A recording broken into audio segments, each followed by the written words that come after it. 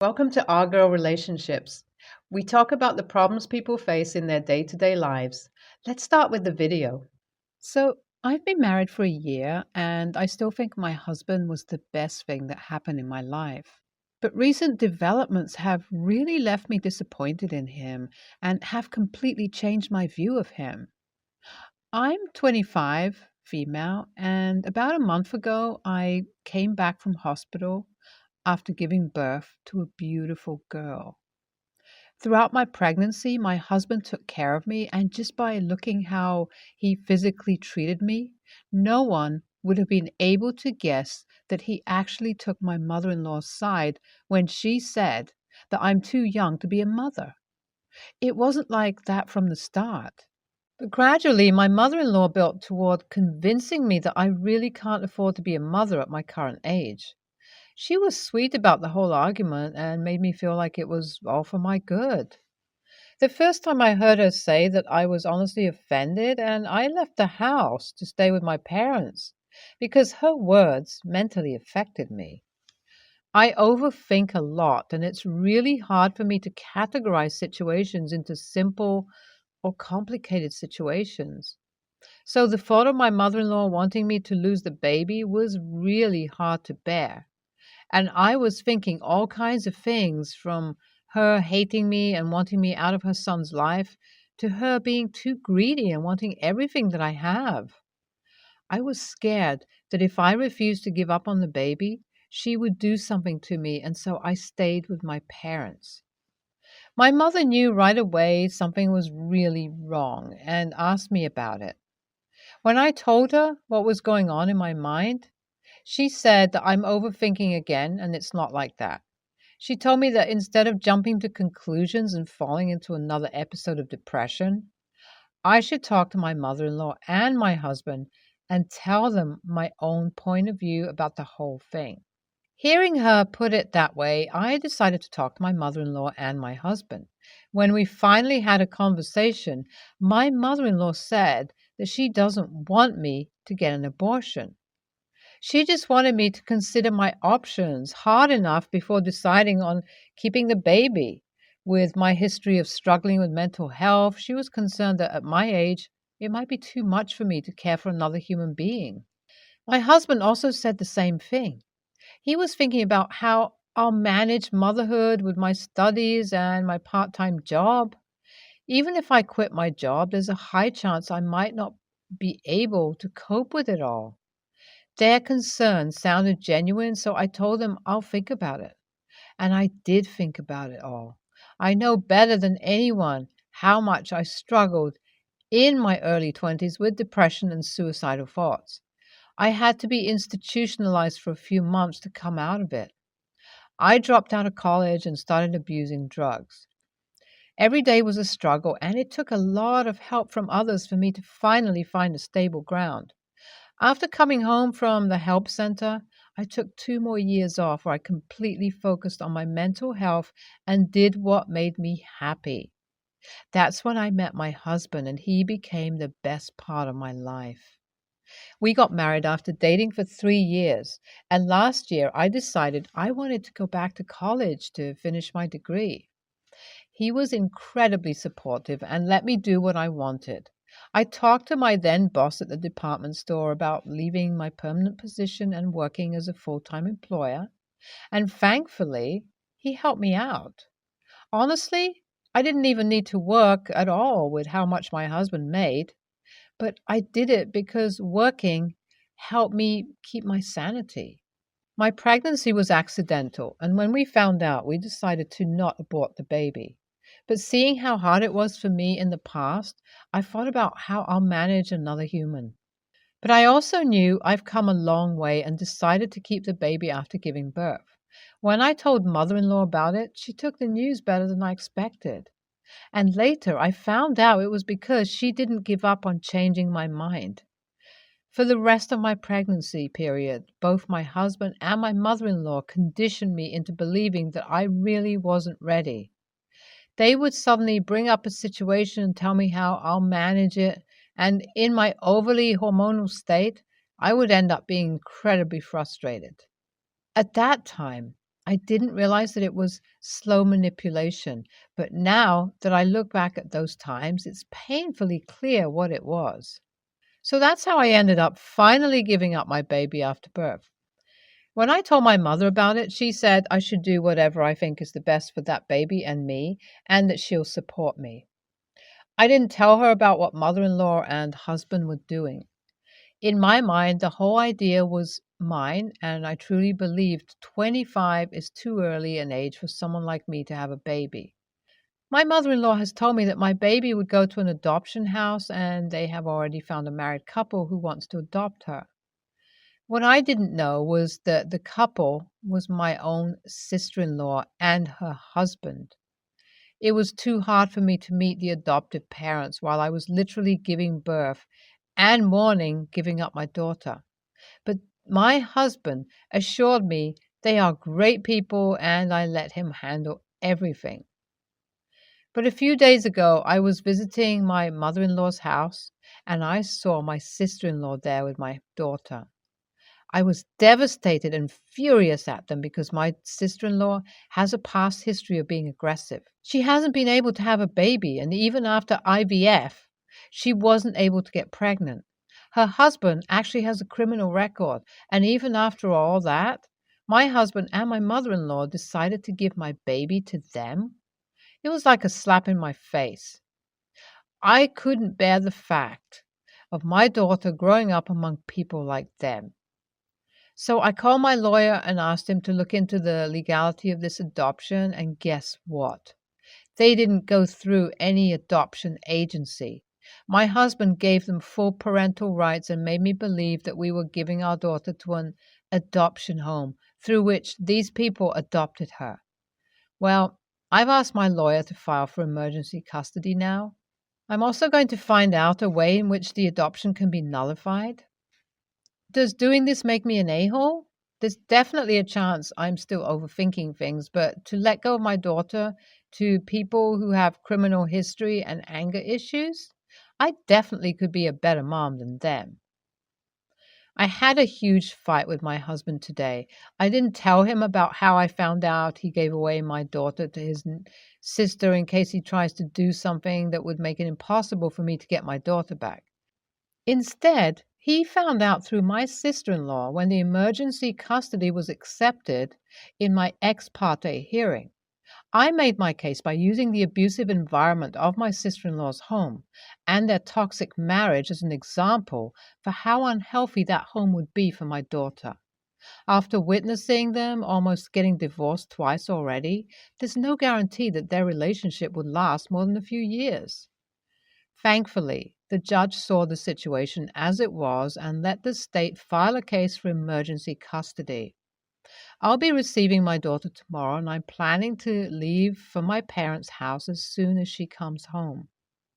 As for my husband, our fight was huge, and it's clear that we can't reach any mutual decisions right now. He's more offended by the fact that I didn't tell him about filing charges than by the fact that I found out about his lie. More importantly, he completely refused to acknowledge what he did wrong and kept saying how our daughter would still be in our family even if she stays with my sister in law. Like, yeah, she'll be a damaged child suffering with a dozen issues, but sure, at least she'll be in the family. How can he even say that? I'm so mad right now that if it wasn't for my daughter not being here, I would have walked out the door right now. I've been living with my mom for 2 weeks now, and everything that has happened so far and is still happening has started to show its sign on my mental health. My mom and dad's support is the only thing that's keeping me going, and I wish my husband would come to his senses soon and understand how what I did was the right thing here. Meanwhile, I feel like I will physically crumble any second. My daughter keeps waking up in the middle of the night, and I've chosen to feed her naturally instead of using a bottle, so it's definitely taken a toll on me. I wouldn't let my mom take care of her at night because I'm already being a burden on them by staying here. My husband calls me almost daily, and it's like I go through the same conversation every evening without making any progress. He's upset because both mother in law and sister in law are giving him a hard time and blaming him for my actions when he had no idea about it. I've made up my mind and I'm going to keep the baby whether he's in or out. And we keep arguing about the same old things. I don't know how else I could make him see that I am a mother capable of giving my daughter a life she deserves, as long as he'll support me. If he chooses to walk out, then maybe I'll have a harder time, but I'll still dedicate everything I have to my daughter. And I don't think motherhood is about anything more than doing your best. I came back home to my husband last week. We've been talking about what's best for our daughter a lot. And of course, it was hard for any one of us to completely get what they want. So both of us had to compromise as much as possible.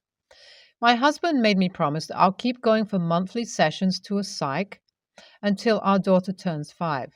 He said that even if I felt completely in control, I'll have to do it to give him mental assurance that I'm taking care of myself. He said, if we're going to do this, we'll have to do it right. My condition was that I didn't want my mother in law or my sister in law to be in our lives anymore. What they all did, including my husband, was horrible. And if he wasn't the father, I would have cut him off too. So we've cut all contact with them. I don't know how we'll figure out parenting with his job and my college, but we'll have to. And I can just pray that everything turns out to be okay.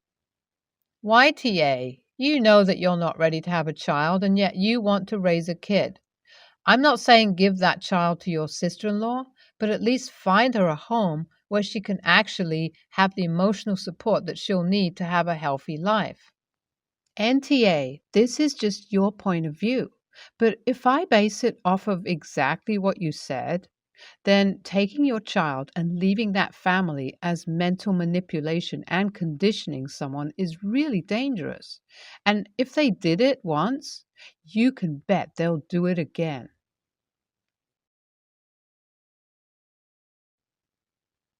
Throwaway here.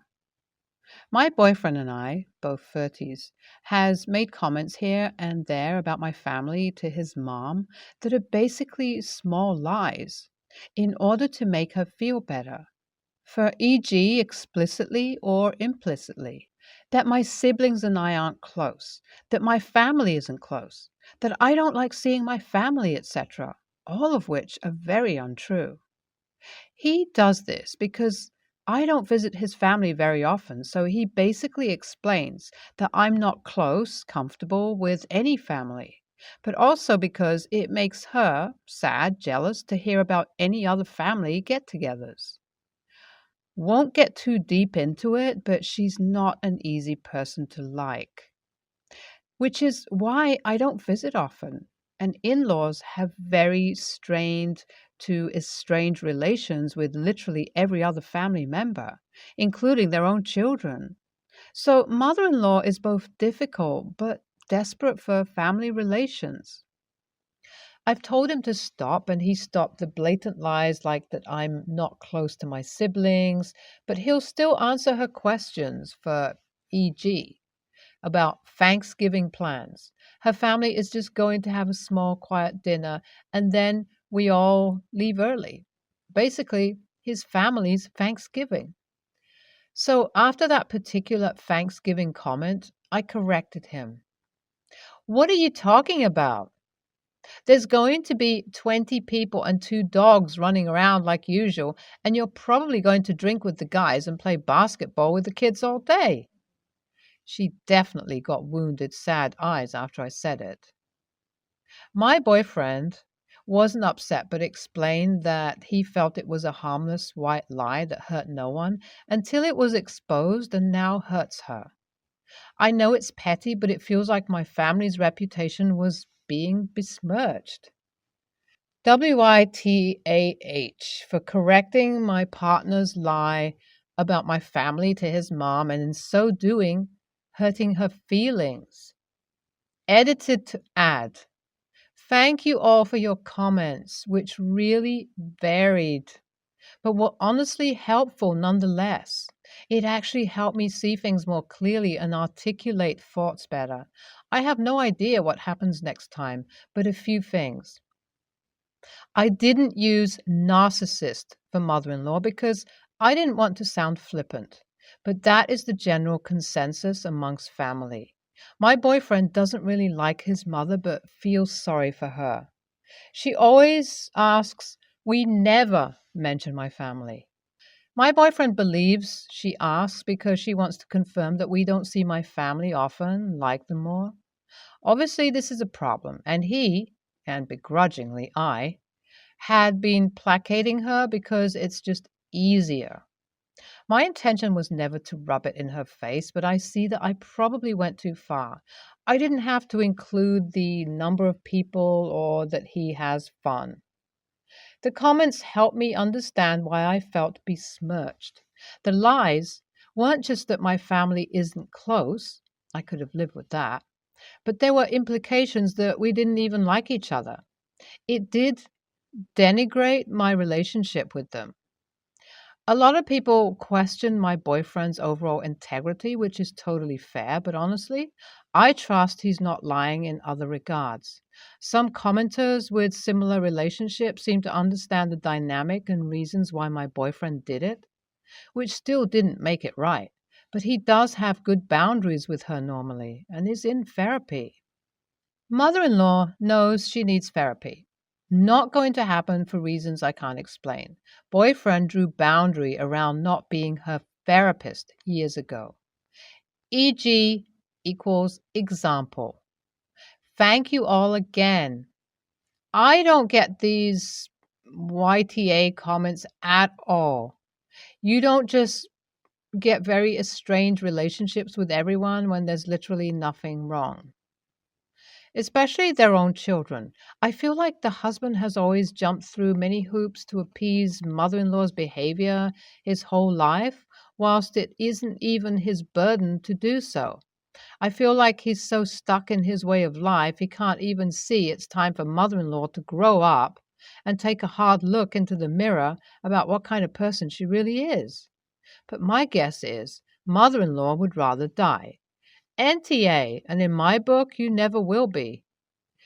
Downvote me to hell, but I've seen enough narcissistic people to not recognize one when I see it. NTA, here's why. You didn't go up to her and say, yeah, we're going to have so much fun with my amazing family. Sorry, you suck. Your boyfriend kept lying to her about your family after you had spoken to him and told him to stop. Sure, maybe you didn't have to say all of what you said, but I get your frustration and desire to make him stop. Saying something in front of her was probably the only way. I, 23 male, married my wife, 23 female, let's call her Kay, last year, and it was recently our 1 year anniversary. I met Kay when we were in sixth grade. We became friends and then started dating our freshman year of high school.